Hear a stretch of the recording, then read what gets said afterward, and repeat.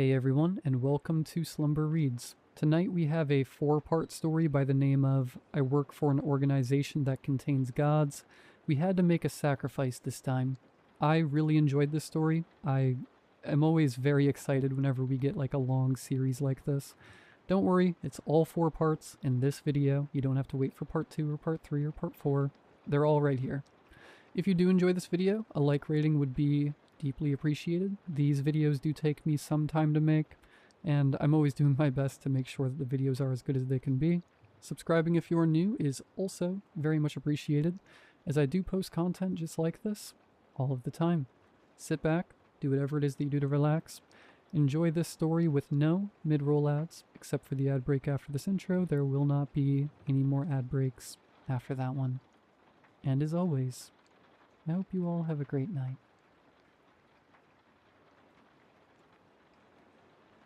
I work at a facility that contains gods.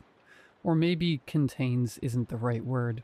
You can't really contain something that existed before the concept of walls. Something that remembers the first fire, the first prayer, the first human who begged for mercy. We don't have an official name. At least, not one we're allowed to use. Everyone just calls it CSP. Chain, Seal, Protect. That's our motto. Our purpose. And before you ask, no, I am pretty sure you've never heard of us. Nobody has. We don't even appear on government records, maps, or budgets. If we do our job correctly, the world never learns we exist. I'm posting this because I don't think anyone will believe me anyway. Well, that, and I've decided to start journaling.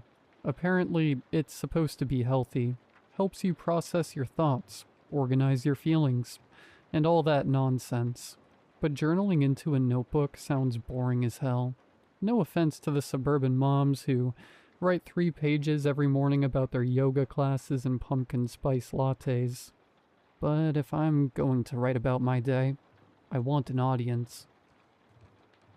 And trust me, my days are worth reading about. I love this job. That's probably the weirdest thing you'll hear in this entire story. Most stories like this start with someone who hates their job. They're trapped, desperate, forced into it somehow. That's not me. Okay, that's only partially true. I wasn't exactly forced to join CSP, but they didn't give me many alternatives either. The way they recruit people is actually kind of genius. They don't look for the best candidates.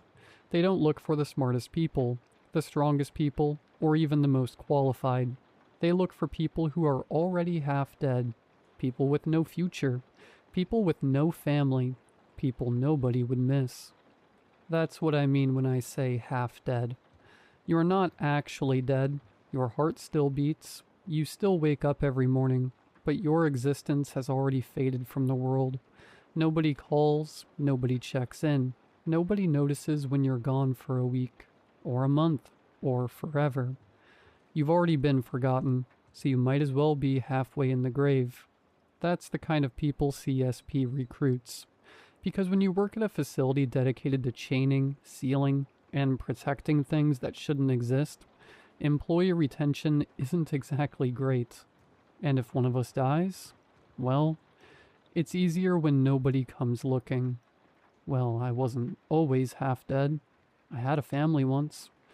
Not a good one, but a family. Getting into the details would take an entire post and probably trigger another mental breakdown, so let's skip the trauma dump. All I'll say is that I left, and I never looked back. And as far as I'm concerned, even if they all perished, it isn't my problem. After I left, things got worse. I hit rock bottom. Tried to end it all, and then ended up under state supervision. Officially, they called it counseling, mandatory sessions, evaluations, therapists asking the same questions in different ways, hoping I'd eventually give them the answer they wanted. It didn't work. Mostly because I lied through every session. At least, I thought it was counseling. Turns out it was recruitment. A few weeks after my treatment ended, I was taken. Kidnapped is probably the correct word, though CSP would likely prefer something cleaner. like acquisition or transfer. I woke up in a concrete holding cell with no windows, no clock, and a single metal table. There was a glass vial sitting on it. Across from me sat a man in a gray suit. He gave me two options. The first was simple. Drink the vial, a painless death. Quick, clean, guaranteed. The second was employment. Join the facility. At the time, I thought it was some kind of sick joke. Then he explained what CSP actually was, and that's when I learned the real reason nobody knows about the organization. Because once you know it exists, you don't get to leave. You either become part of the facility, or you never leave at all. And despite what you might be thinking, I didn't choose the vial. Funny how that works. You can spend years wanting to die, convinced there's nothing left for you, and then the moment someone gives you a reason to keep going, suddenly death doesn't seem so appealing anymore. Or maybe it wasn't the purpose. Maybe it was pure spite. Part of me wanted to outlive my parents, to keep breathing long enough to know I'll never attend their funerals. Whatever the reason, I signed the contract. That was 2 years ago. Since then, I've been promoted 3 times. Not because I'm exceptional, not because I'm some genius monster hunter or elite operative. I'm just the only idiot left alive to promote. Most of my coworkers are fresh recruits. Every few months, a new batch arrives, looking confused, terrified, or numb. Some think they've joined a secret government agency. Some think they're being punished. A few are actually excited. Those are usually the first ones to die. Out of every 500 recruits, maybe 15 make it past their first year. Of those 15, maybe 5 survive their second. After that, the numbers get so small nobody bothers tracking them. So either I'm incredibly lucky, or I'm like a cockroach. Ugly, stubborn, and impossible to kill. Personally, I'm betting on the cockroach theory.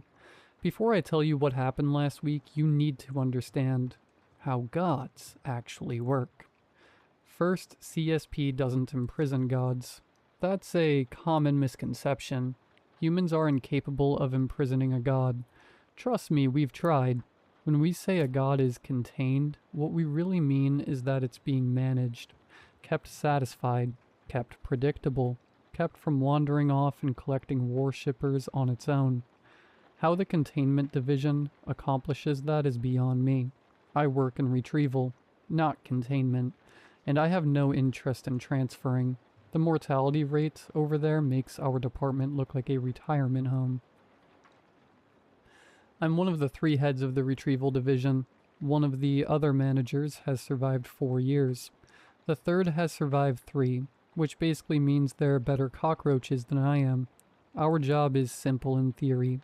Find newly emerged gods, negotiate with them, offer them a deal, a place to stay, worshippers, protection from rival entities and human interference. In exchange, they stop kidnapping people. Most gods don't want to destroy humanity, they just want attention. The problem is that gods attract worship the same way a fire attracts moths. Lost people, lonely people, desperate people. A god will whisper into their dreams, promise them purpose, and before long they're gone. That's why whenever you see a cluster of mysterious disappearances, odds are good a god is involved. Gods are classified by the number of active worshippers they possess. D class, 500 to 1,000 worshippers. C class, 1,000 to 5,000. B class, 5,000 to 10,000. A class, 10,000 to 20,000. Anything above 20,000 is considered S class. Anything above 500,000 becomes SS class. And anything beyond that, well, humanity stops pretending that it can control it. At CSP, we currently house 2 S-class entities and a single SS class. The lower classes are so numerous that nobody bothers counting them anymore. Anyway, the reason I'm journaling all this is because my therapist won't stop bothering me.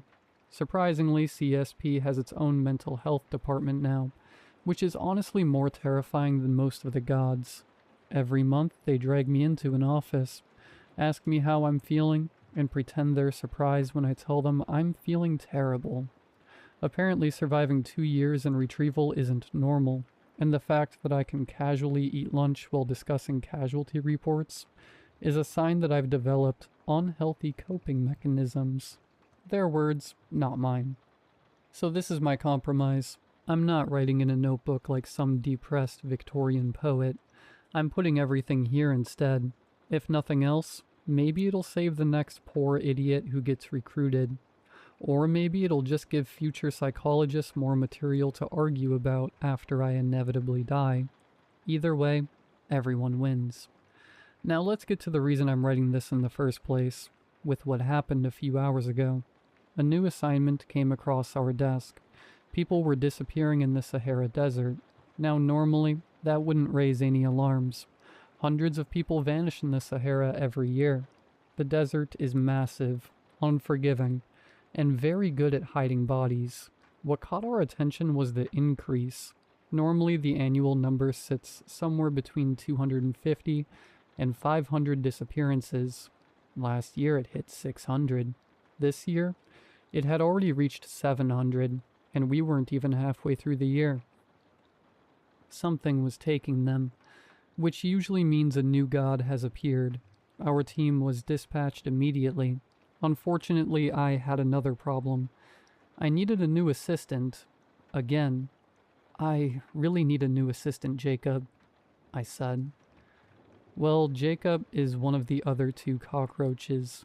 Managers, I mean. And his name isn't actually Jacob. Neither of us use our real names here. CSP is very particular about keeping our identities separate from the organization. The fewer connections there are between your real life and this place, the better. If something gets out, nobody can trace you back to the facility, or the facility back to you. Mine isn't either. I named myself after a hair shampoo I used as a kid. Don't ask me why. It was the first thing that came to mind when they asked what name I wanted on file. Jacob looked up from his paperwork and sighed. No. No? No. And why is that? Because this is your 20th assistant this year. I pointed a finger at him. That statistic is incredibly misleading. How?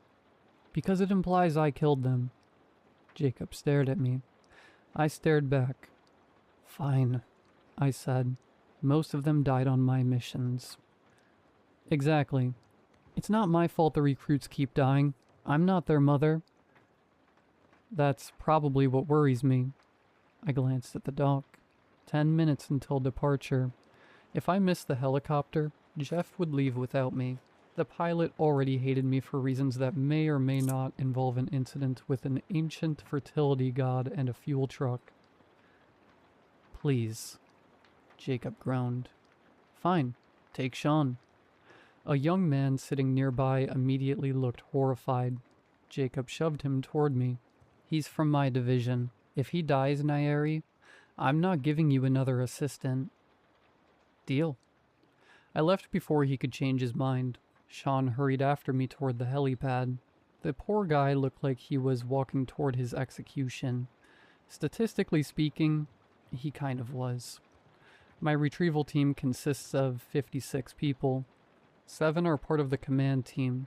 Myself, Sean, and 5 senior operatives responsible for actually negotiating with gods. The remaining personnel are security. Their job is simple. Get us to the god alive. Keep us alive while we negotiate. And get us back alive afterward. On paper, it sounds easy. In reality, it's usually the hardest part. We arrived at the Giza Pyramid. Normally this place is packed with tourists, but not today. Our team had the site shut down under the guise of renovations. We entered through a route the public doesn't know about. Not the path that leads up into the pyramid, but the one that descends beneath it. The ancient Egyptians were remarkable builders. Unfortunately, something had decided to use their masterpiece as a feeding ground.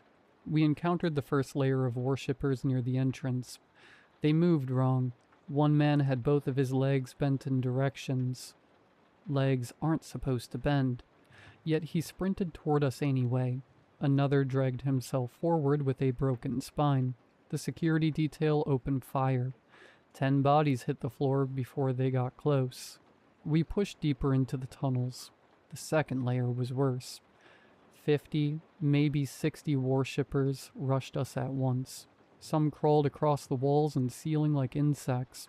One dropped directly in front of me before Elena, my security captain, put a bullet through its skull. Another came from above. I shot it in the head, and it landed at my feet. "Move!" I shouted. We ran. The third layer was the last known layer, and that's where we found the god. It resembled a massive stone statue stretching from floor to ceiling like a trunk of gigantic tree. Thousands of worshippers circled it in endless loops, chanting in a language I couldn't understand. I locked eyes with one of them. The problem was, it didn't have any. Only empty sockets stared back at me. The instant it spotted us, a gurgling screech erupted from its throat, a sound so wrong it barely resembled anything human. Then every worshipper in the chamber began screeching. Thousands of voices echoed through the cavern. "Greetings, my lord," I said, stepping forward. The intelligence briefing had classified it as a C class. It wasn't. Not even close. The thing was at least A class, which was a problem because I had brought a C class team. "Greetings, my lord," I repeated. For several seconds, nothing happened. Then a voice whispered directly into my ear. "Lowly human." I resisted the urge to jump. The thing was at least 50 feet away. "What brings you to my sanctuary, human?" it asked. "We represent an organization dedicated to assisting divine entities." The lie rolled off my tongue so smoothly, I almost impressed myself. Still, peaceful containment beats becoming toast. "Assisting?" The god stared at me. "And why would a god such as myself require assistance from lowly humans?" "Because, my lord, people are going to stop coming here." The god tilted its stone head. "And why is that?" "The pyramid is being renovated. Humans won't be allowed inside it for a long time." The god's stone face twisted. Its worshippers began to twitch. "No pilgrims?" "Not for some time." "No wanderers?" "No." "No offerings?" "No." The god's voice sharpened with every question. Then it shrieked. Thousands of worshippers turned toward us at once. Gods are prideful creatures. Deny them admiration for even a single day, and it wounds their ego. Tell them new worshippers will stop coming altogether, and the reaction is rarely pleasant. I cleared my throat. "This is why we're here, to provide assistance during this unfortunate period." The god fell silent. "Continue." The statue leaned forward, its massive face stopping only a few feet from mine. I could smell incense, blood, and something far older than either. "We can provide housing, worshippers, protection, maintenance, and a stable source of followers." "What makes you think I will believe you, little human?" I gestured toward the empty entrance. "Today's visitor count?" The god didn't respond. 0 worshippers arrived today. Still nothing. And tomorrow won't be much better. The statue slowly straightened. I could practically hear it thinking, which was terrifying.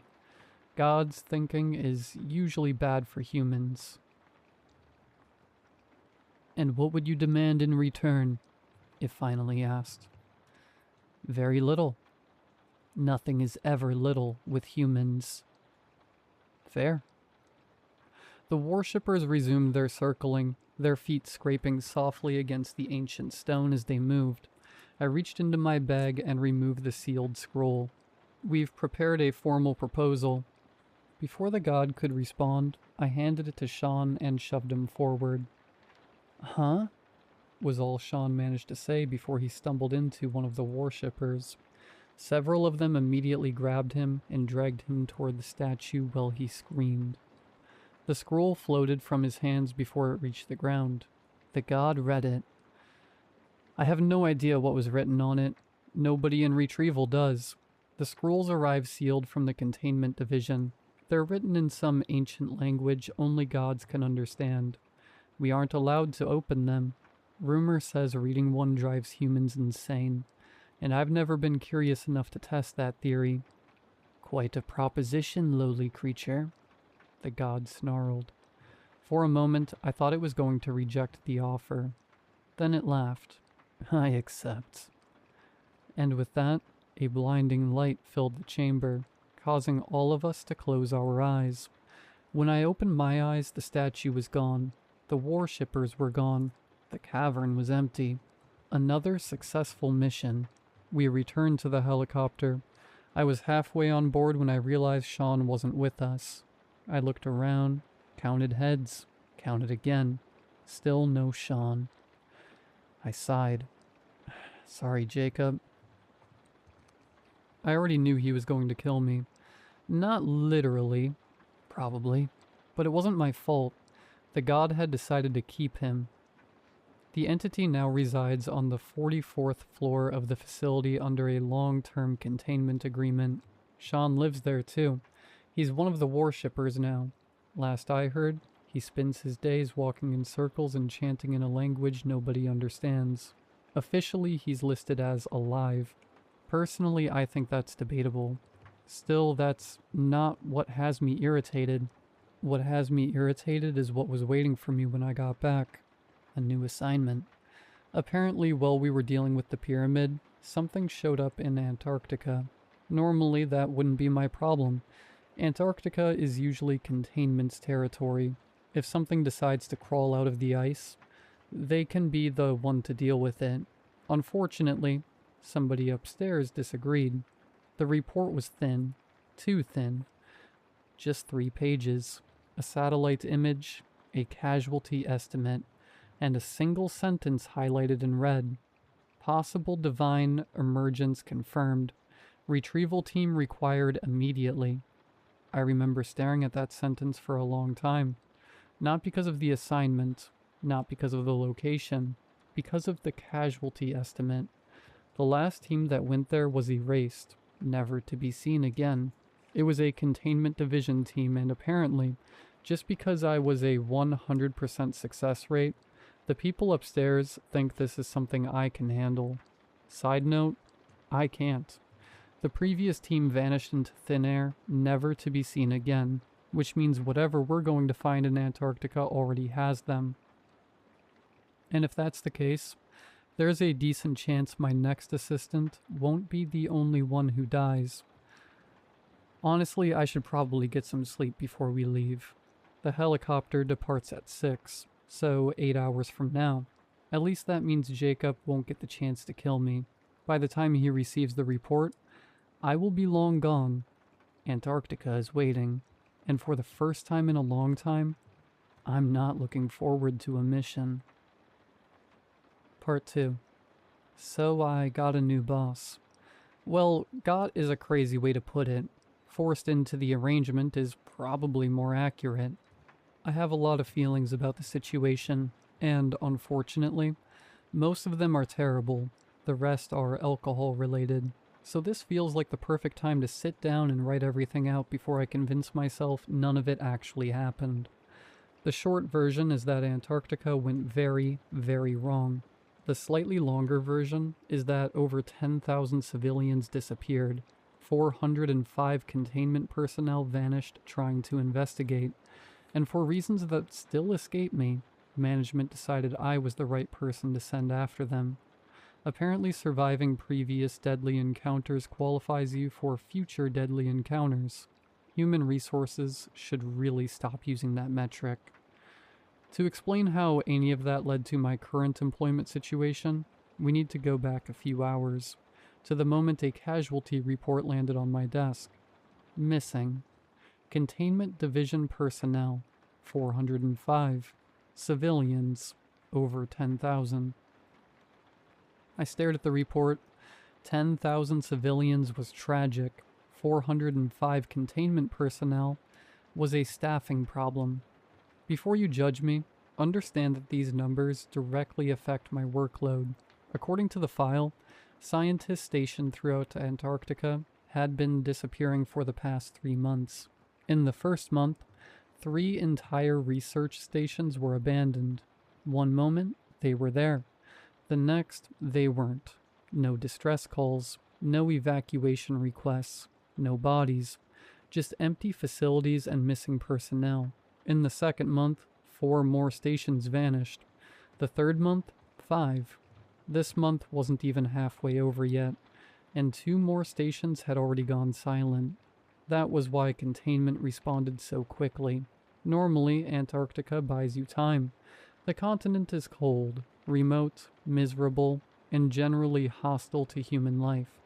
Emergency responses aren't exactly convenient, but when entire research stations start evaporating off the face of the planet, people suddenly become very motivated. A containment division task force was dispatched almost immediately. 405 personnel. Every single one disappeared. I was lucky I'd been in Egypt. Otherwise, that would have been my team, and somehow, I don't think I'd be reading this report right now. I would have been part of it.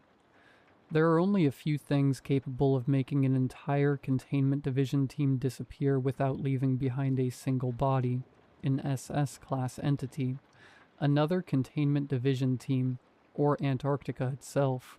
Honestly, Antarctica had the highest kill count out of all 3. People romanticize the place because it's covered in snow. In reality, it's an enormous frozen death trap that occasionally allows scientists to visit before trying to kill them. You fall into a crevice, you're gone. A blizzard rolls in, you're gone. You take one bad step in the wrong direction, congratulations, you're now part of the landscape. Unfortunately, my money wasn't on Antarctica. Something was down there. Something powerful enough to erase entire facilities. Maybe a god. Maybe something worse. Maybe something even the CSP didn't know. As ridiculous as that sounds, several incidents over the last 3 months suggested CSP wasn't nearly as informed as it liked to pretend. Gods had started disappearing from containment. Not escaping, disappearing. One day they'd be present, the next they'd be gone. Days or weeks later, they'd casually return as if nothing had happened. Whenever they were questioned, the answer was always the same. We had offerings to make. That was it. No explanations, no details. The lack of answers wasn't unusual. Most gods barely acknowledge that humanity exists. Talking to one is like trying to interview a hurricane. They generally don't care what you think and have no interest in explaining themselves. The only exception was a river god Jacob's team had recovered from the Amazon last spring. The thing loved hearing itself talk. Most gods treated interviews like talking to ants. It treated them like podcast appearances. When asked where the others were going, it gave us exactly one answer. The one with wings and a million seekers calls upon us. Then it refused to elaborate. Containment had dismissed the statement. I didn't, because I noticed patterns. Over 3 months, 10,000 civilians had vanished. Hundreds of personnel had disappeared, and gods were leaving containment facilities for mysterious gatherings. Either the universe was experiencing the world's strangest coincidence, or something beneath Antarctica was powerful enough to summon gods. Neither possibility improved my day. I had 6 hours before departure, so I headed for the library. The library wasn't actually a library. Calling it a library would be like calling a nuclear weapon a flashlight. Technically not wrong, but missing several important details. Over a century ago, CSP made a deal with a god living somewhere in the Himalayas. The arrangement was simple. It would provide a fraction of its knowledge in exchange for access to information twice every 100 years. Most people considered it one of the worst deals humanity has ever made.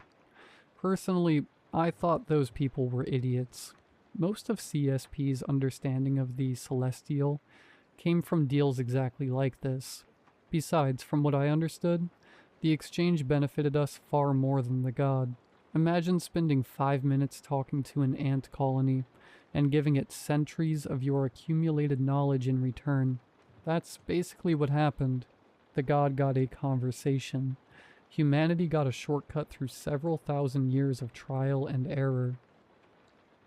After a few hours of searching, I focused on the statement from the Amazon god. The one with wings and 1,000,000 seekers calls upon us. The library returned no results. That got my attention. The 44 floors of information never return 0 results. Ever. Everything leaves a trail, especially gods. They're far too arrogant to hide it. If they could, they'd write their names across the moon and expect humanity to thank them for the view. I tried searching for winged gods instead. Thousands of entities appeared for winged entities, but none matched. The more I thought about it, the less sense the description made. Gods don't have wings. Not real ones. Their forms exist for accessibility. They need followers. They need worshippers. Floating permanently above humanity would be the supernatural equivalent of opening a restaurant in the middle of the ocean. That's when I realized the thing being described probably wasn't a god. Unfortunately, that realization only led me to something worse. One of the historical texts contained a section titled Origins. According to the book, the gods hadn't simply appeared, they had been created. One passage immediately caught my attention. The makers descended from heaven and raised the first gods from among lesser beings. I'd never heard the term before.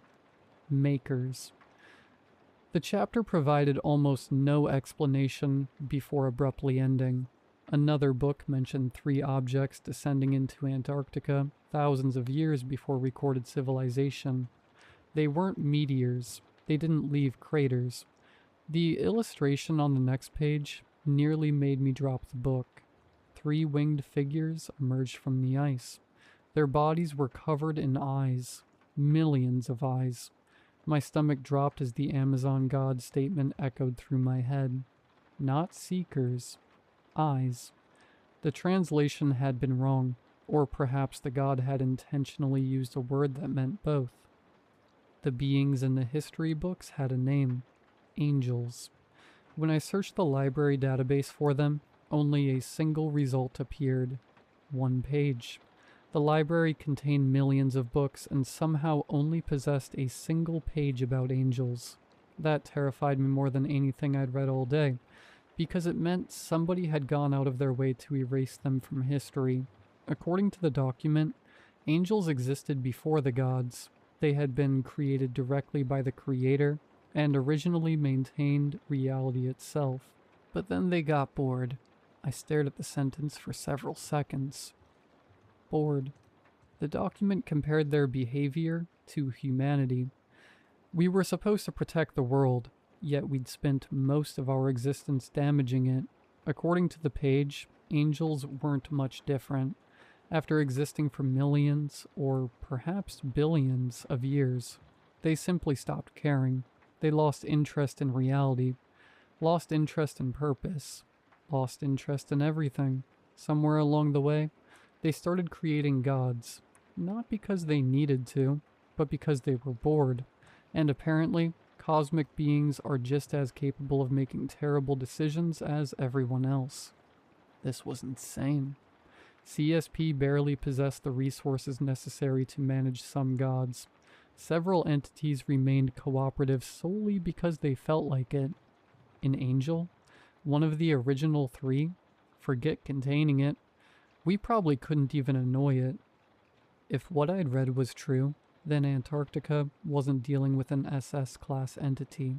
We were dealing with something far older, far more powerful, something that gods themselves answered to. I glanced at the clock. 3 hours until departure. There was no way in hell I was keeping this to myself. I folded the page and headed for the elevators. The board of directors occupied the 102nd floor. Most personnel never set foot there. The directors were usually too busy to meet without weeks of scheduling and enough paperwork to kill a small forest. I didn't have weeks. I barely had 3 hours. By the time the elevator doors opened, I was practically jogging. Most of the directors were off-site, which left me with exactly one option: Mr. Stonehill. Unfortunately, Stonehill sat above the head of containment and held a permanent seat on the board. He was also a snob, though that hardly made him unique among upper management. I knocked once. "Come in." The door slid open. Stonehill looked exactly as he always did, like a snake that had somehow learned how to wear a suit. I placed the page on his desk. "Sir, I think I've found something connected to Antarctica." I explained everything: the disappearances, the gods, the books, the angels. When I finished, he glanced at the page and sighed. The facility already knows about angels. I felt irrationally offended. I'd spent hours discovering information he apparently already had sitting in a filing cabinet somewhere. "Then you know what's beneath Antarctica?" "No." The answer came immediately. "Because if an angel were involved, none of this would be happening." I frowned. Stonehill leaned back in his chair. "Gods care about followers. Angels don't. They existed long before gods, humanity, and civilization. They do not need worshippers. No need for sacrifices. No need for attention." He shrugged. 10,000 missing humans would mean nothing to them. I looked down at the page. The Amazon gods said they were being called. Gods say many things. I hated that answer. Then what's happening? "The entity is gathering followers." His expression hardened. "And every hour we waste debating it increases the body count." I stared at him for a moment before asking the question that had been bothering me since I entered the office. "How do we know it's gathering followers?" I asked. "What if it's just killing people because it wants to?" That actually got his attention. For several seconds he considered the question before shaking his head. If something powerful enough to erase 400 personnel killed purely for amusement, humanity would have disappeared long ago. I hated that answer. Unfortunately, hating it wasn't going to buy me any extra time. Before I could argue, the office door opened. Stonehill's assistant stepped inside. "Sir, transport is ready." Stonehill nodded, then looked at me. The conversation was over. "Your aircraft leaves in less than 2 hours, Miss Nyeri." I grabbed the page from his desk. Stonehill had already gone back to his paperwork. As far as he was concerned, Antarctica contained another god, another mission, another problem. Nothing more. I knew the CSP viewed personnel as grains of salt, so his indifference didn't surprise me at all. We reached Antarctica surprisingly quickly. The aircraft was mostly automated, which wasn't standard for CSP operations. They usually insisted on keeping a pilot on board. This time they didn't.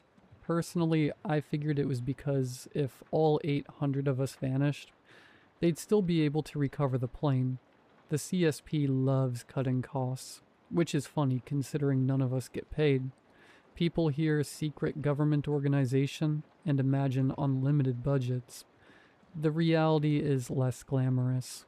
We live in CSP facilities, eat CSP food, wear CSP uniforms, and usually die before retirement.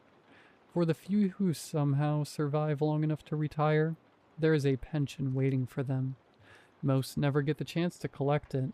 On the bright side, healthcare is free, so I try not to complain too much. The automated aircraft landed roughly 2 miles from the anomaly. 800 security personnel accompanied me.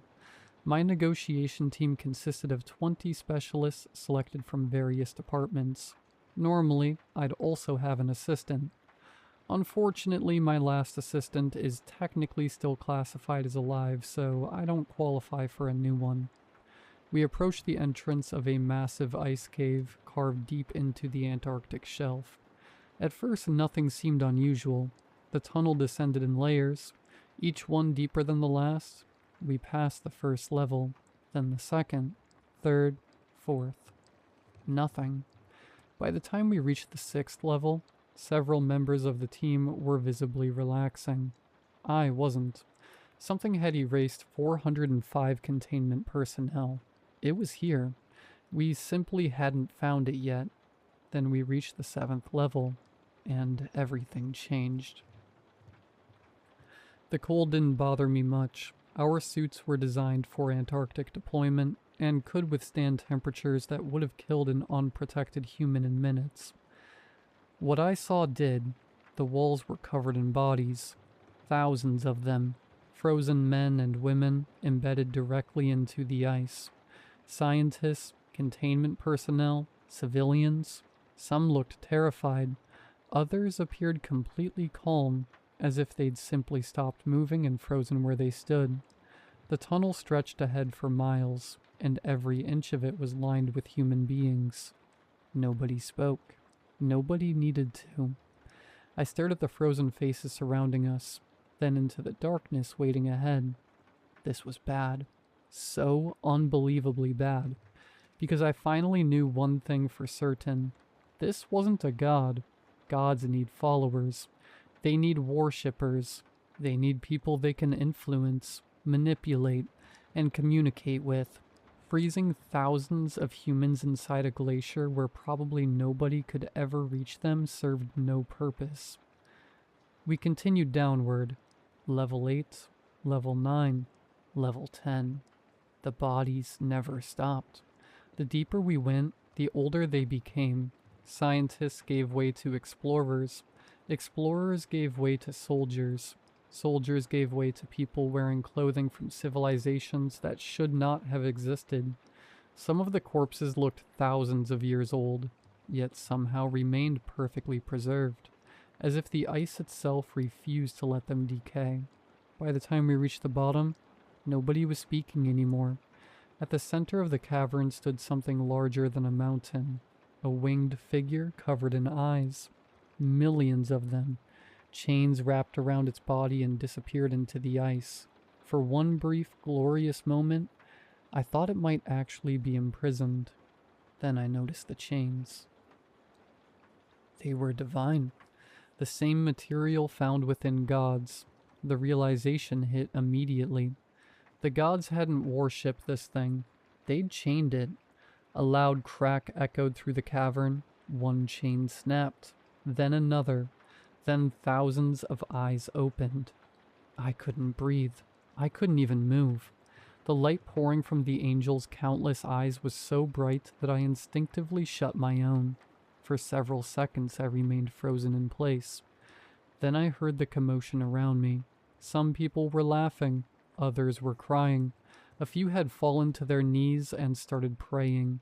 Several were screaming for everyone to open their eyes, while others couldn't stop talking about how beautiful it was.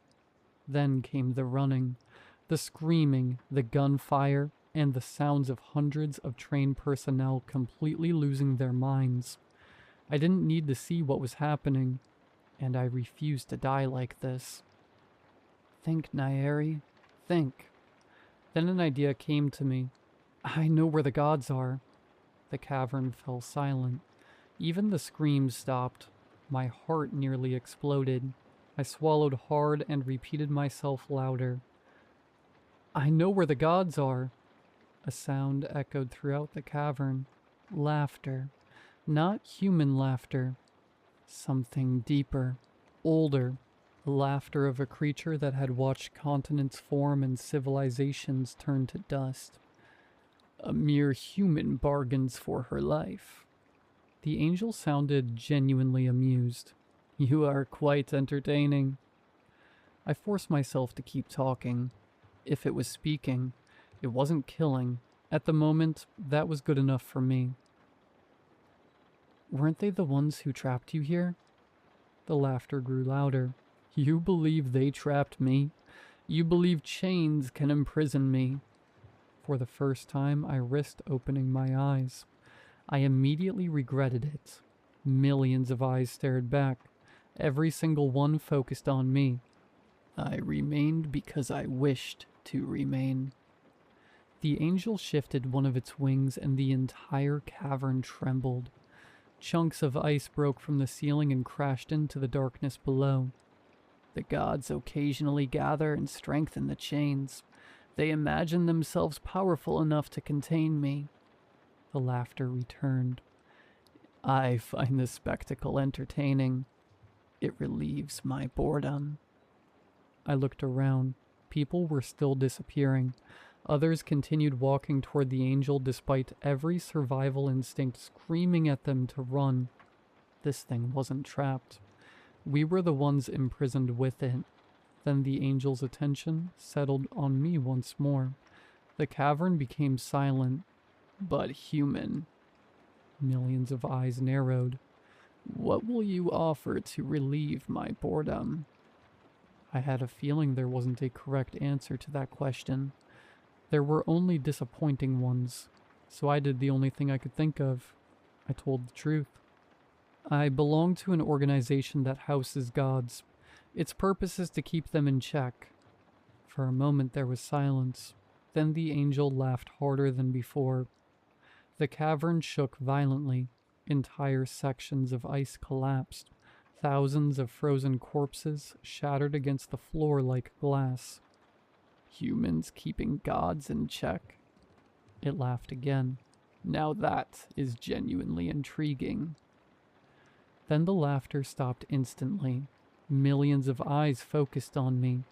Perhaps, the angel said, my eternity has finally become interesting. The chains rattled. Cracks spread across them like spider webs as the cavern shook around us. People screamed while ice collapsed from the ceiling. I looked around desperately. 800 personnel, 20 negotiations, thousands of frozen corpses. Humanity's greatest containment organization. And none of it mattered. Then the angel made me an offer. Promise to relieve my boredom, and I may continue tolerating humanity. May, not will. May. The kind of wording lawyers and supernatural horrors absolutely love. Around me, people continued dying. 800 soldiers, 20 negotiators.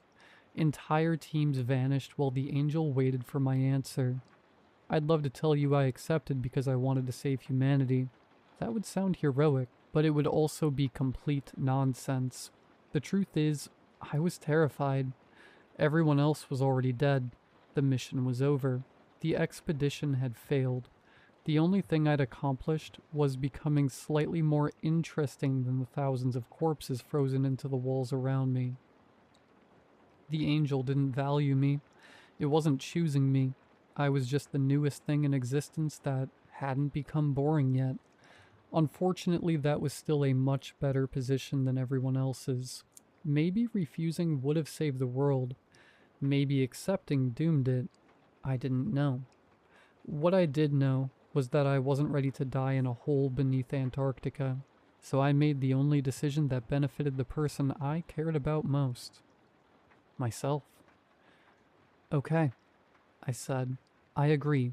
Just make it stop. The world turned white. When I woke up, I was inside the aircraft. The engines were running. The autopilot was already returning us home. The seats around me were empty. No soldiers, no negotiators, no pilots. The angel had never accepted my terms. It had offered its own. As soon as I returned this afternoon, I found myself standing before the board of directors trying to explain why I was the only survivor. What happened there, Agent Nairi? Madame Lenny's voice cut through the silence. All 8 board members, including Stonehill, were staring at me. It was an angel. The room immediately became tense. Several directors inhaled sharply. Others exchanged nervous glances. They're all dead, I continued, but in return, the angel accepted our terms. Several directors visibly relaxed. The agreement isn't permanent, I added. The relief vanished instantly. Not permanent? What do you mean, Agent? Madame Lenny asked. I swallowed. I think only the angel can explain it. Then the conference room doors opened. Every head turned. A young man stepped inside. Dark hair, perfect smile, eyes that seemed far too bright. For a moment, nobody moved. Nobody breathed. The young man looked around the room, his smile widening as he took in the expression staring back at him. Then he tilted his head slightly. Someone promised me that you all would keep me entertained. His gaze drifted across the conference table. For a moment, he looked almost disappointed. I suppose we'll find out if she was telling the truth.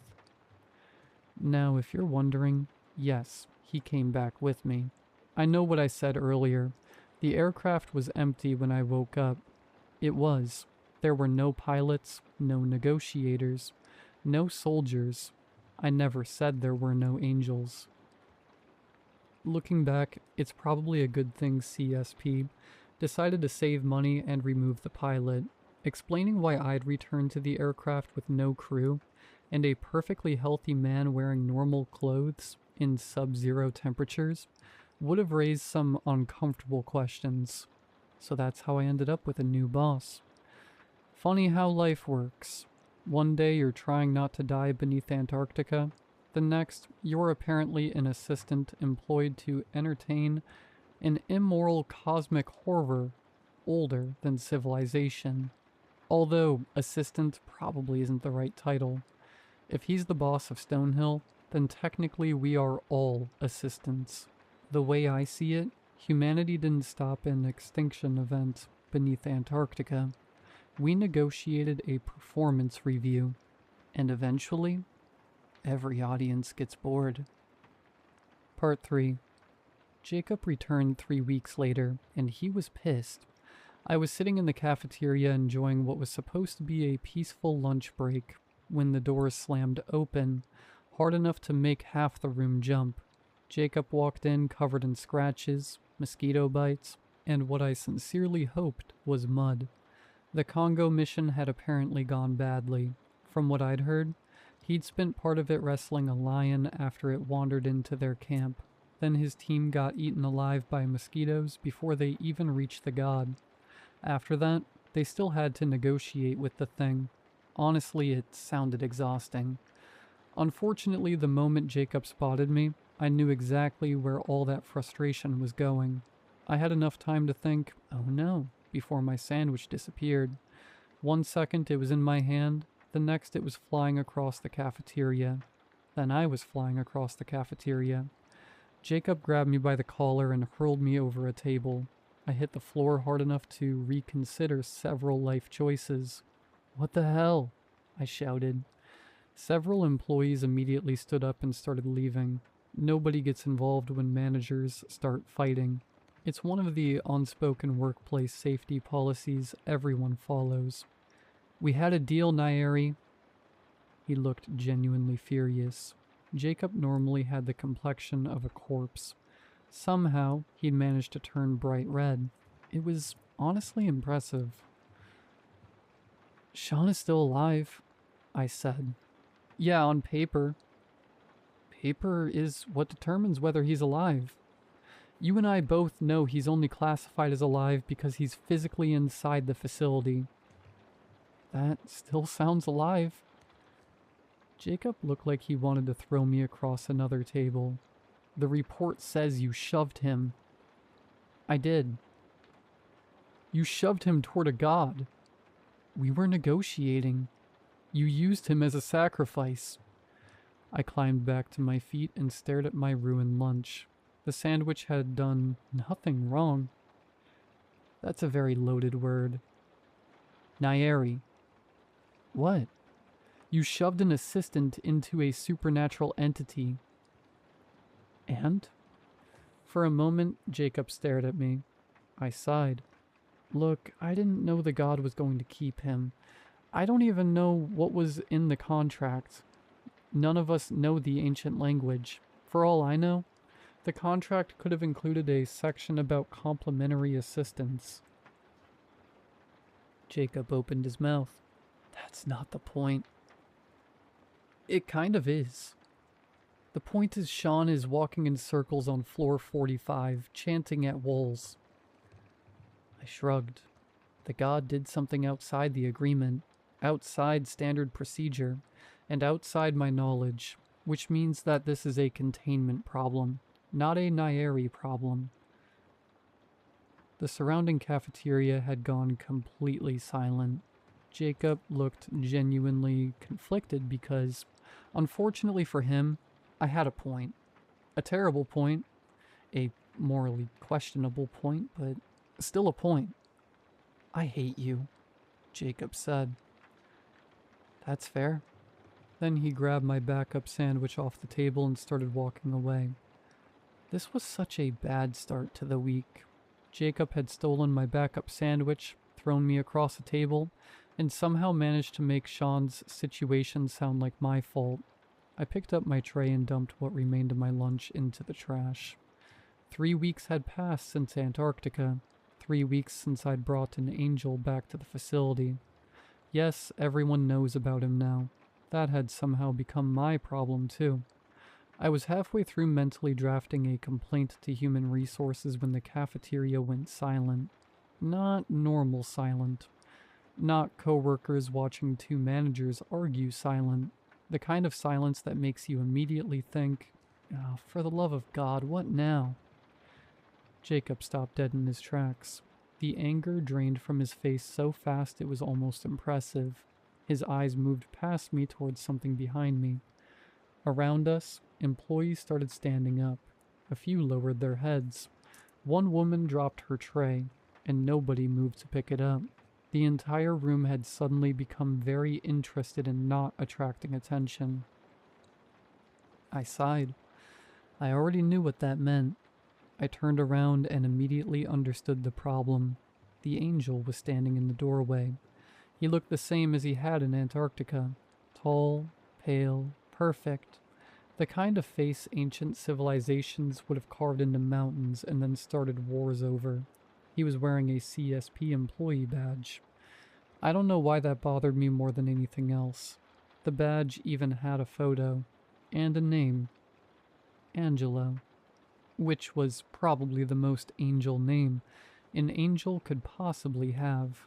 Someone had apparently convinced an eldritch celestial entity to sit still for an identification photo, fill out employee paperwork, and accept a name badge. Or maybe he'd requested one himself.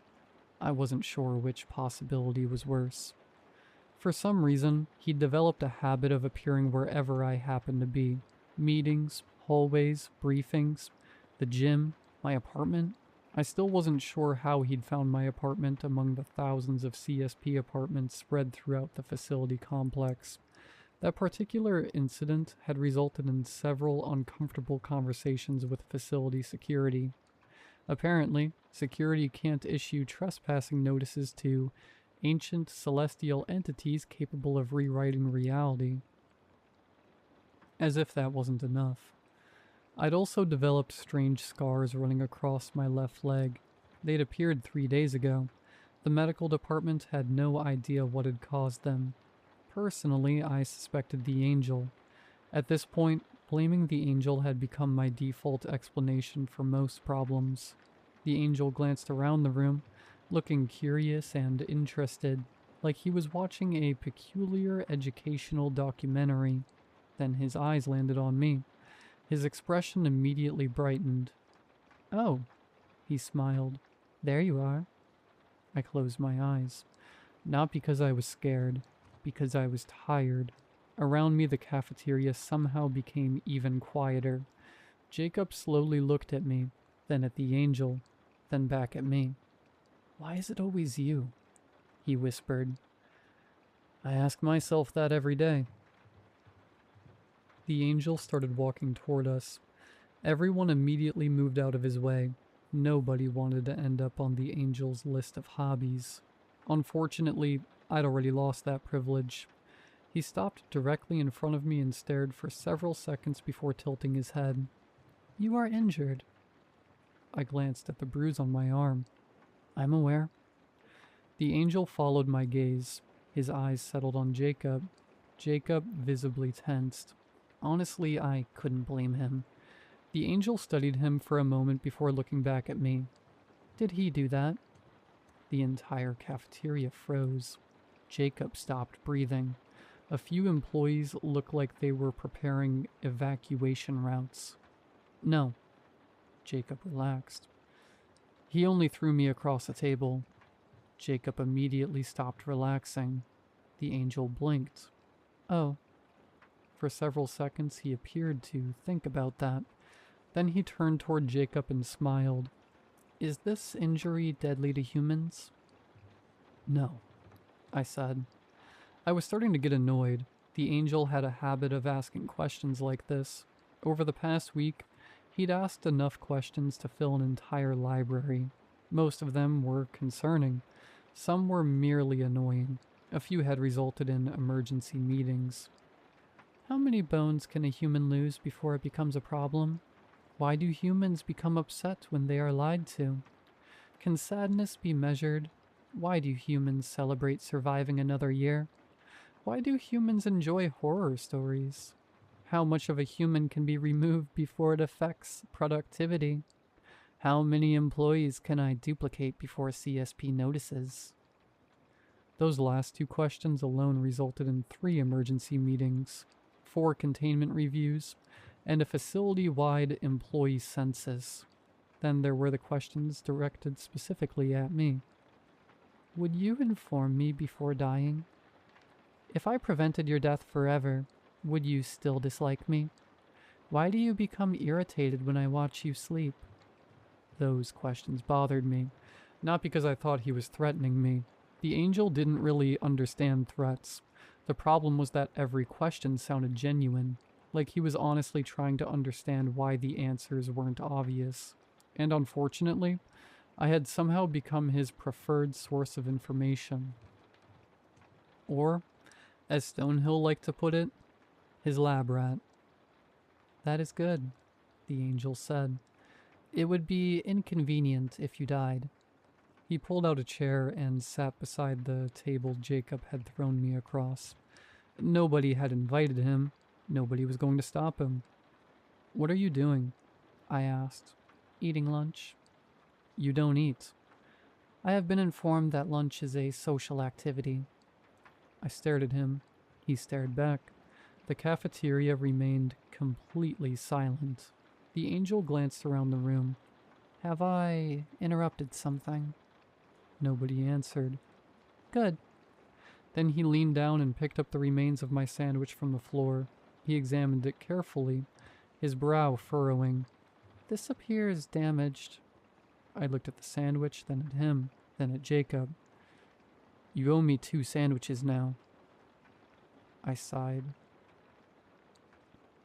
My week had somehow gotten worse. That lunch break was the most awkward experience of my life. The angel spent 20 minutes learning how to chew. Not eating, chewing. Apparently he'd already understood the concept of consuming food. What fascinated him was the process of turning food into smaller pieces first. Jacob sat across from us, glaring at me the entire time like I'd personally unleashed this disaster onto humanity, which, in my defense, was only partially true. I inhaled my replacement sandwich in 3 bites just to escape. By the time I reached my office, I was already mentally preparing several complaints to HR that I knew nobody would read. Unfortunately, something was waiting on my desk. A report. I opened the folder. Missing 5,317 residents. Location: a small city in Nevada. Classification: B-class god. I stared at the report for several seconds before closing it. Then I opened it again. The number stubbornly remained the same. 5,000 people don't just disappear. At least they're not supposed to. 3 hours later, I was sitting in a briefing room explaining our plan to the B-class god under control. A B-class entity wasn't world-ending, but it was still more than capable of wiping out a city if left unattended. By the time the briefing ended, we had assembled a response team consisting of 400 security personnel, 6 negotiators, multiple research specialists, and enough equipment to invade a small country. Everything was proceeding normally, which should have been my first warning sign. We were already boarding the aircraft when I noticed movement near the loading ramp. I closed my eyes, counted to 5, then opened them again. The angel was still there. Of course he was. He stepped onto the plane like he belonged there. Several security officers immediately moved out of his way. One of the negotiators actually turned around and walked back down the ramp. I couldn't even blame him. "What do you want?" I asked. The angel looked genuinely surprised by the question. "I wish to accompany you. It is boring here." "This isn't a field trip. You said humans enjoy traveling." "This isn't traveling." "It appears to involve travel." I pinched the bridge of my nose. Around us, nobody was speaking. Nobody was moving. Nobody was volunteering to tell an eldritch celestial entity that he couldn't board the aircraft. The angel tilted his head. "I am coming anyway." I sighed. Unfortunately, that wasn't really a statement I could argue with. Technically, I outranked most people in the organization except the board members. Practically nobody outranked an ancient celestial horror capable of rearranging reality whenever it got curious. 10 minutes later, we were airborne. The seating arrangement was interesting. By interesting, I mean everyone had crammed themselves onto the opposite side of the aircraft. 400 trained security personnel, 6 negotiators, and multiple researchers were all squeezed together like terrified sardines. Meanwhile, Angelo sat beside me with an entire row of seats empty around him. It looked less like transportation and more like a quarantine zone. The angel seemed completely unaware of this, or worse, completely aware and enjoying it. He stared out the aircraft window for several minutes before speaking. "Will this god be entertaining?" I looked up from my mission briefing. I'd prefer if it wasn't. "Why?" "Because entertaining gods usually kill people." He considered that for a moment. "Humans seem very opposed to being killed." I stared at him. "That's a groundbreaking observation." "Thank you." The fact that he wasn't being sarcastic somehow made it worse. I returned to my report, but I couldn't shake the feeling that bringing him along was going to become a problem. A very large problem. And considering our mission already involved 5,000 missing people and a hostile god, that was saying something. The flight lasted 4 hours, and they were 4 very long hours. At some point I fell asleep, which turned out to be a mistake. I woke up because someone was staring at me. Not in the normal way. Not in the creepy coworker way. I mean, directly staring at me from 6 inches away. I opened my eyes and nearly launched myself through the ceiling. The angel was sitting beside me, leaning forward and watching me with intense concentration. "What the hell?" Several nearby security officers jumped. The angel, meanwhile, looked pleased. "You make unusual noises when sleeping." I rubbed my face. People do that. "You stopped breathing 12 times. That's called snoring." "You appeared to be dying." I wasn't. The angel nodded thoughtfully. "You are weird." "Thank you." I was so annoyed I briefly considered throwing myself out of the aircraft just to end the conversation. He sat back unbothered by my expression. Across the cabin, dozens of employees immediately relaxed. Apparently, everyone had been waiting to see whether I was about to be dissected. The rest of the flight passed in relative silence, which should have worried me. Whenever things become quiet around the angel, it usually meant he was thinking, and whenever he was thinking, someone ended up filing paperwork. Lots of paperwork. We landed just before sunset. The city looked normal from the outside, and that was what bothered me.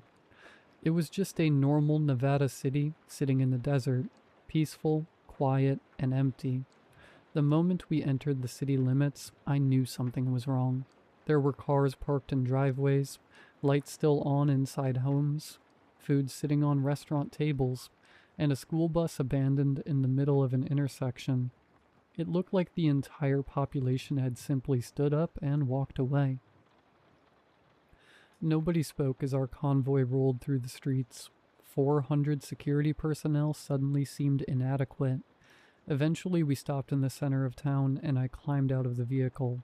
The silence hit immediately.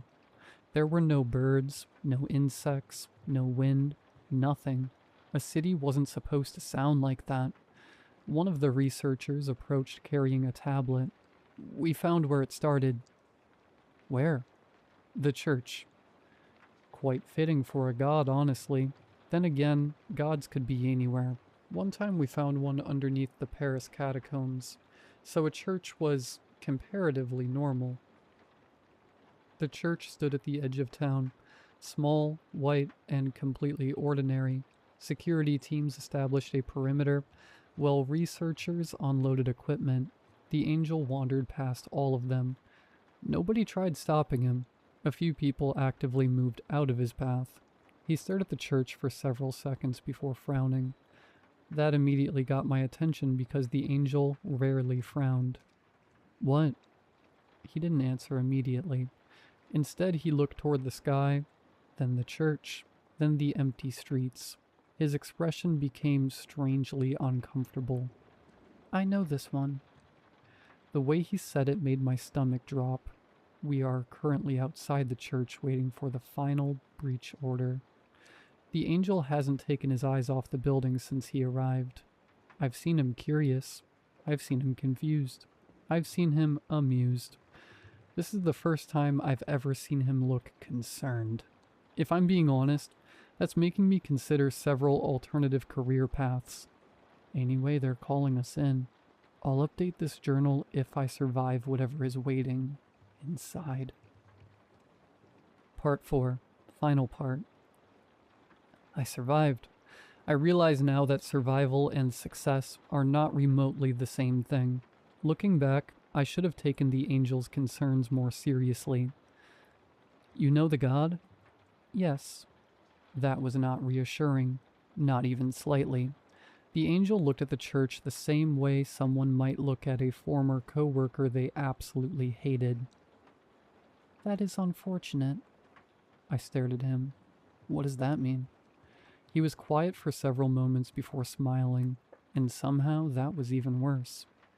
It means your chances of survival have decreased significantly. Nobody laughed. The angel seemed genuinely confused by this reaction. Then he raised one hand and pointed toward the church. It is one of the gods that believe it could imprison me.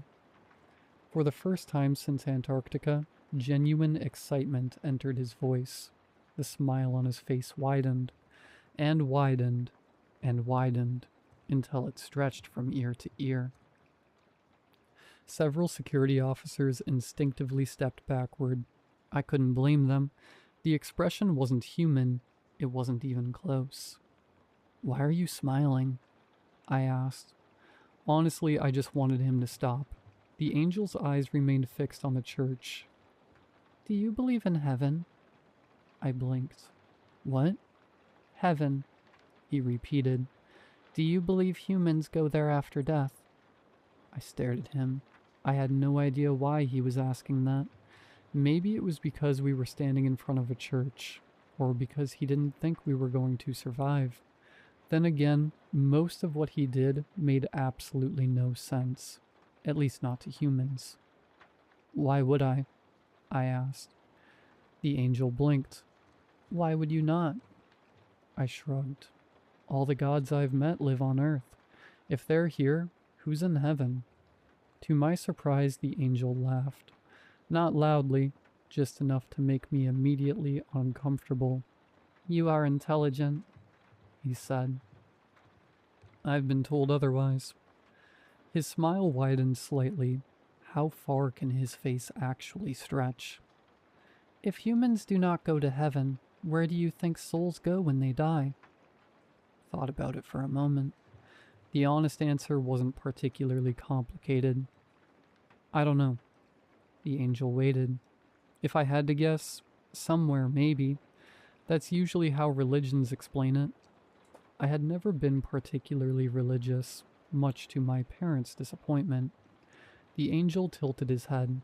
They do not. I frowned. What? When humans die, their souls dissipate and cease to exist.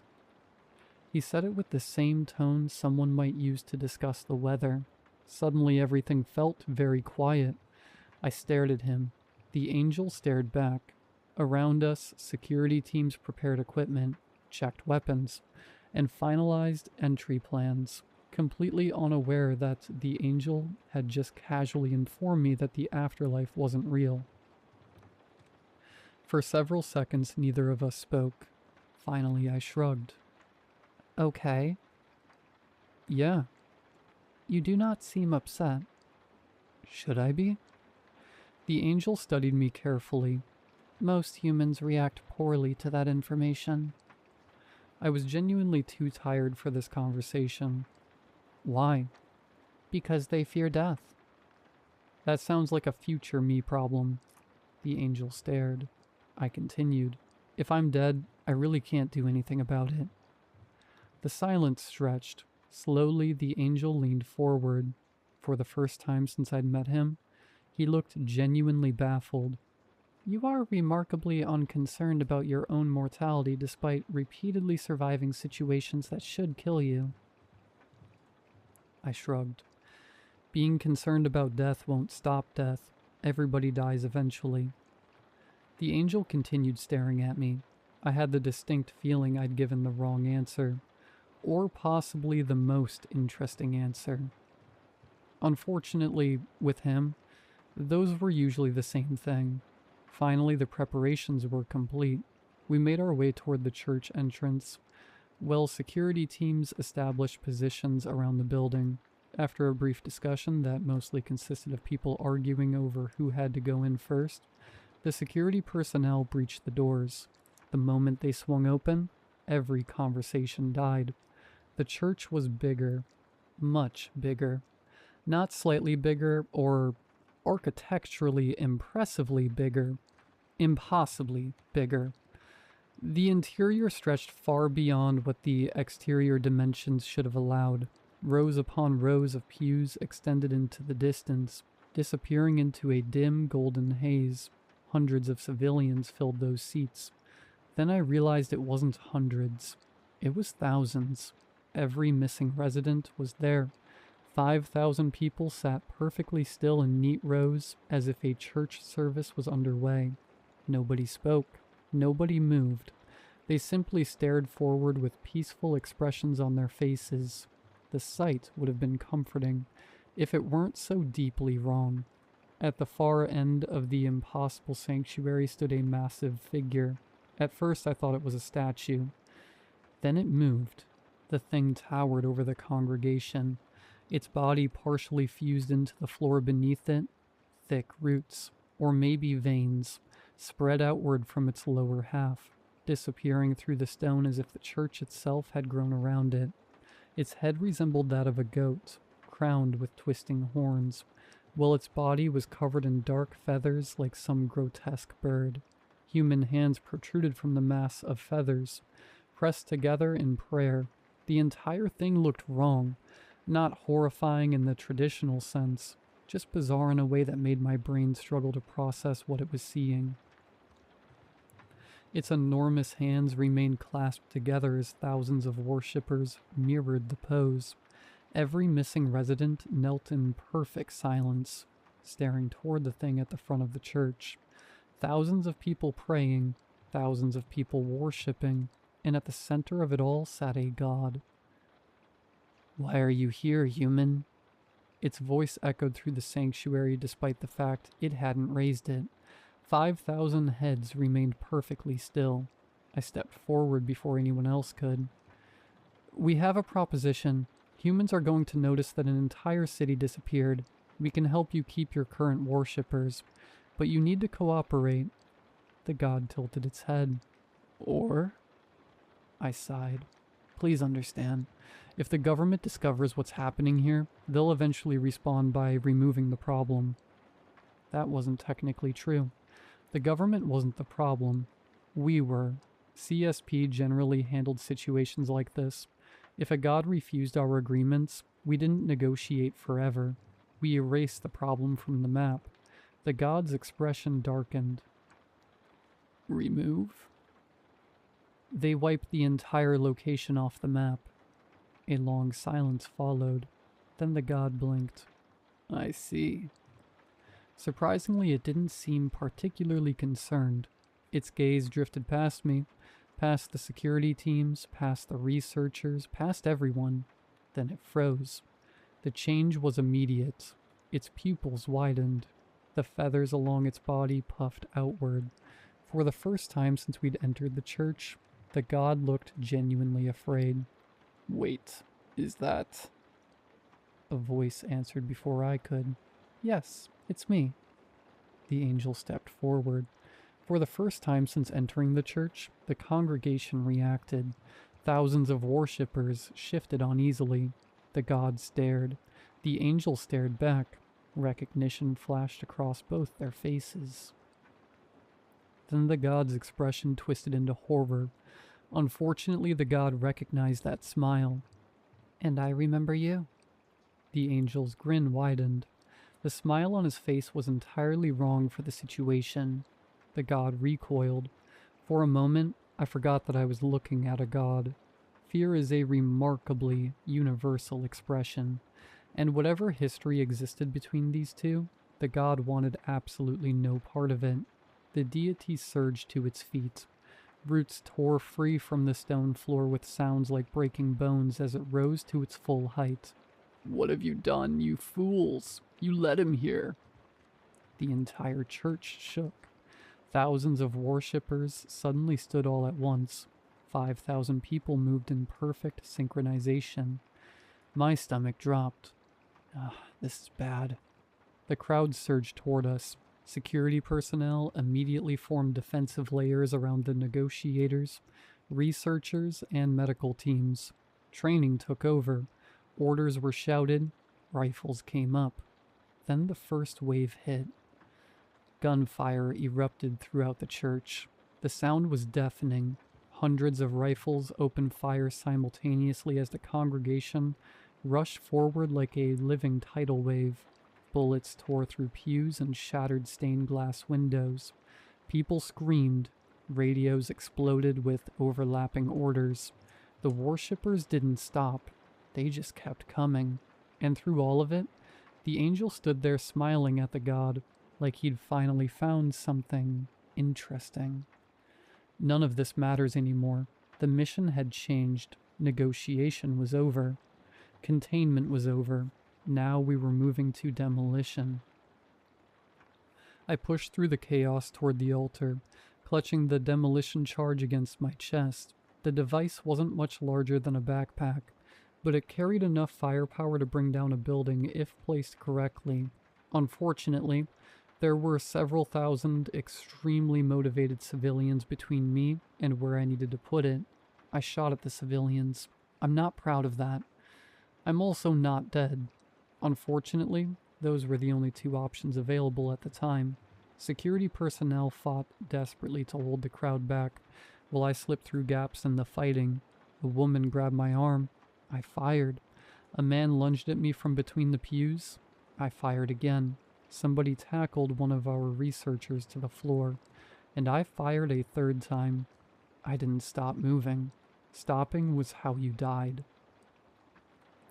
By the time I reached the front rows, my ears were ringing from gunfire, and my lungs felt like they were on fire.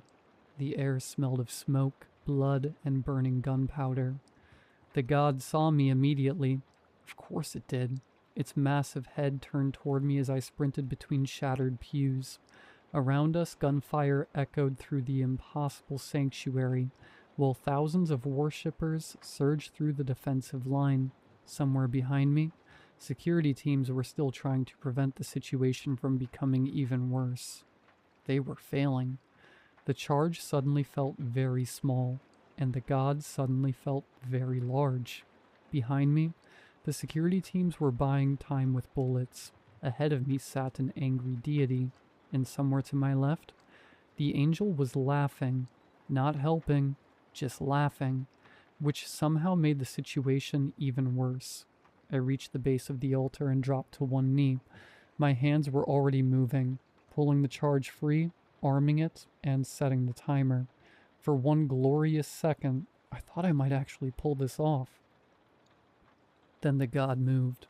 One moment it was 20 feet away. The next, a massive hand filled my vision. I threw myself sideways. The hand slammed into the floor where I'd been standing. The impact sounded like a car crash. Stone exploded outward as the shock wave hit me like a truck. I lost my footing and flew across the sanctuary. The last thing I saw before impact was the demolition charge sliding from my hands. Then I hit a wall. Hard. The stone cracked around me. Something inside my shoulder made a noise shoulders aren't supposed to make. For several seconds I couldn't breathe. I slid to the floor in a shower of dust and broken masonry, while pain shot through every part of my body. Everything rang. My ears, my head, my teeth, the entire world. Through blurred vision, I spotted the charge lying near the god's roots. Still armed, still ticking. The god saw it too. "Eat dirt," I muttered. Then the explosion detonated. The blast lit up the sanctuary like a second sun. The shock wave ripped through the church. Stone pillars shattered, stained glass vaporized. Entire sections of the floor erupted upward. The god let out a sound somewhere between a scream and a roar as fire engulfed the altar. Then gravity remembered its job. The ceiling began to collapse. Chunks of stone the size of cars tore free overhead. Cracks raced across the impossible sanctuary as the entire structure groaned around us. People screamed. The remaining worshippers scattered. Security teams threw themselves behind whatever cover they could find. I managed exactly one thought. Is this how it ends? Then several tons of debris came crashing down on top of me. Everything vanished in a flash of white. For a moment, I was certain I was dead. Then I opened my eyes. I was standing in the middle of a field. Tall grass stretched endlessly toward the horizon, and above me the sky shimmered gold and silver, filled with stars that drifted across the heavens far too quickly to belong to any real night. There was no church, no gunfire, and no screaming. There was only silence and the god. The goat-headed deity stood several yards away, motionless among the grass. Its enormous form seemed different somehow, less solid, less real, as though I was looking at a reflection instead of the thing itself. I stared at it, looked around, and then looked back at it. What the? The god inclined its head. "Hello, human." The deity's feathers rustled despite the absence of wind. "You stand at the edge of a doorway. Your body remains elsewhere." That explained absolutely nothing. Am I dead? No. Oh. The god seemed disappointed by how calmly I accepted that answer. For several moments, neither of us spoke. Then it stepped closer. "You travel beside a dangerous thing." I immediately knew who it meant. The angel? The god's expression darkened. I waited, and eventually it spoke again. "When the first voice shaped the world, every star, every god, and every living thing was given a name." I frowned. Okay. "Most names are forgotten." Its gaze settled upon me. "Some should remain forgotten." The grass bent around us as though something vast had shifted beneath the earth. Then the god recited, "Before the throne and before the sky, before the first star learned to fly, a voice bestowed both fate and seal a word no servant may repeal. Find that word and make it real, and even heaven's hounds must kneel. The field fell silent. I waited. The god waited. What does that mean? The deity blinked. The one you call angel wears many names, but only one was given. Something about the way it was said made my stomach tighten. The stars above began to fracture as thin cracks spread across the sky. The field around us started to dissolve, and the god's voice echoed through the growing darkness. Find the name spoken by its creator, and even the oldest servant must listen. The world split apart around us. I stared at the deity. Why are you helping me? For the first time, the god hesitated. The cracks widened, and the grass dissolved into drifting fragments of light before it finally answered. Because I remember what it was before it was given a purpose. The field shook beneath us. The god's eyes remained fixed on mine. And because some things should never be allowed power. The world shattered. The last thing I saw was the goat-headed deity staring directly at me before everything went dark. For a brief, glorious moment, there was nothing. No pain, no collapsing church, no angry gods, and no angel. Then consciousness returned, immediately followed by regret. I opened my eyes to the familiar sight of a hospital ceiling. Unfortunately, there was also a face approximately 6 inches from mine. At this point, I was beginning to suspect the angel simply materialized next to unconscious people for entertainment. "Oh," he said, "you survived." I stared at him. The angel stared back. Neither of us spoke for several seconds before I finally sighed. "Can you stop doing that?" "Doing what?" He leaned back slightly. "Not enough." My head was ringing, my vision was blurry, and every part of my body hurt. Breathing hurt, thinking hurt, existing hurt. The angel tilted his head. "Are all humans this weak, or are you the exception?" I closed my eyes. "Good morning to you too." He was silent for a moment before speaking again. "Why are you like this?" I opened one eye. "Why are you this interested in me?" The question came out more annoyed than intended. Then again, nearly dying probably gave a person the confidence to ask questions they normally wouldn't. The angel considered it. "You repeatedly place yourself in situations that should result in your death, despite possessing remarkably poor instincts." The room remained silent. I waited. Eventually he continued. "You are very fragile, yet you continue succeeding. I find this unusually entertaining." Of course he did. I am writing this from my hospital bed now. According to the doctors, I suffered a concussion, a dislocated shoulder, 3 fractured ribs, and enough bruising to qualify as modern art. Apparently, getting bruised beneath several tons of collapsing cement isn't recommended for long-term health. The angel is currently sitting across the room. For once, he isn't staring at me. Instead, he's staring out the window, and I have no idea why. A few minutes ago, he informed me that he intends to accompany me on future missions. Apparently, this was not a request. Normally, that would be the most concerning thing to happen all day. Instead, I keep thinking about what the god told me. The warning, the name, and the fear in its voice. The god wasn't afraid of us. It wasn't afraid of our weapons. It wasn't afraid of being blown apart. It was afraid of the angel. That should probably bother me more than it does. But what bothered me instead was something else. When I first met the angel, he felt completely alien. Not hostile, not friendly, just distant.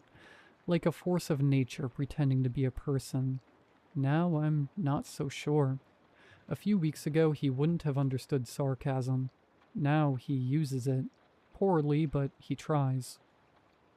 When I first met him, he never asked questions. Now he asks them constantly. Most of them are deeply concerning, but they're still questions. The strangest part is that I think he's started lying. Not well and not often, but I've caught him doing it. Tiny things, claiming he wasn't curious about something immediately before asking 27 follow-up questions, insisting he doesn't care what people do before getting visibly annoyed when Jacob injured me, pretending he wasn't waiting outside my hospital room after being told visitors weren't allowed. The lies are obvious. The fact that he tells them at all is not. The angel claims he does not experience human emotions. I believed him. Now I'm beginning to suspect he's trying to. I don't know why that possibility unsettles me. Maybe because I've met plenty of monsters pretending to be gods.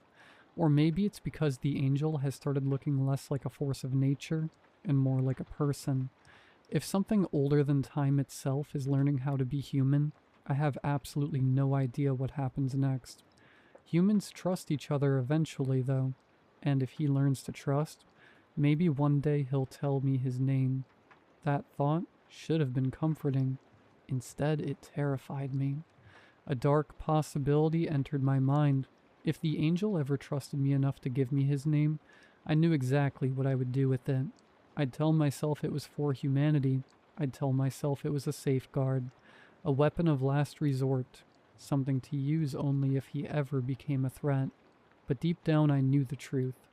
I'd keep it because I'd finally have leverage over something stronger than me.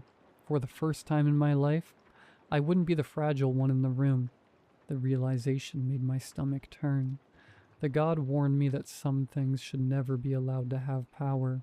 Looking at the angel now, I'm starting to think it wasn't talking about him. I think it was talking about me. The angel just asked why I was smiling at him. I wasn't aware I was. Considering I've spent the last 10 minutes figuring out how to blackmail an entity older than civilization, that's probably not a great sign. Anyway, if I don't update this journal again, I've either completed my mandatory counseling, or I'm having another terrible day babysitting an entity older than time itself, for an organization that shouldn't exist.